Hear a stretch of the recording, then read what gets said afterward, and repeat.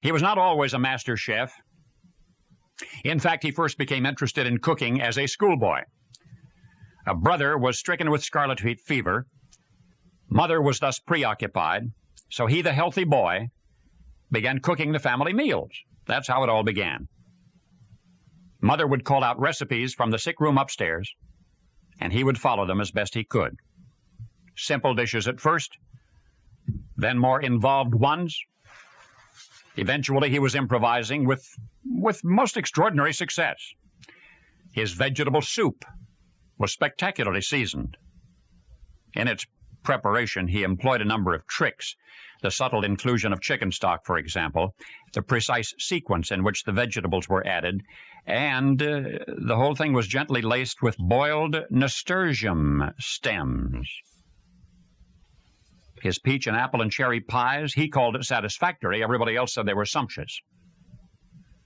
Before long, even the young boy's school friends respected his destiny as a master chef.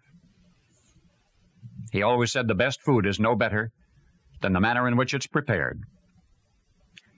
While still a young man, he attended a cook's and baker's school. But by then he might have taught the courses he took.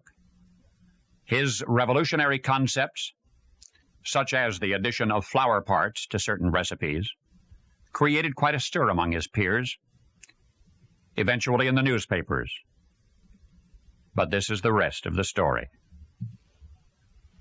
When the master chef got married, his bride had no idea of his culinary prowess. She had warned him, in fact, that her own cooking ability began and ended with fudge. "That's as much as I know how to make," she said, "fudge." And she'd wondered why he had seemed so unconcerned.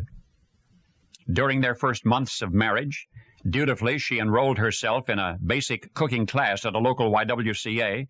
She did learn how to mix mayonnaise, but then promptly dropped out. Well, that was when her new husband smiled, stepped into the kitchen, and astonished his bride with a flurry of delicious chicken, pork, and lamb, seafood dishes. He amazed her with a baked bean recipe for which he later became famous.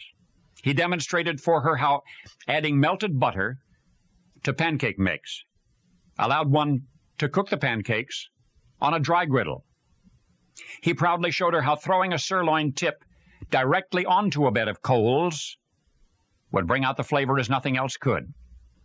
And he grilled, and he fried, and he chilled, and he boiled, and he broiled, and he sliced, and he diced his way right into his bride's heart. Now, you have forgotten, if you ever knew, that this master chef was a master chef. And yet among chefs, his recipes are followed to this day. And forgotten also is his skill at sewing.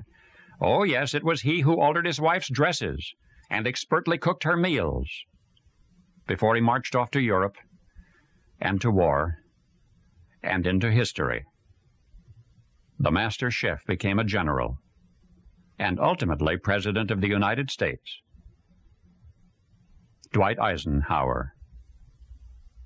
And now you know the rest of the story.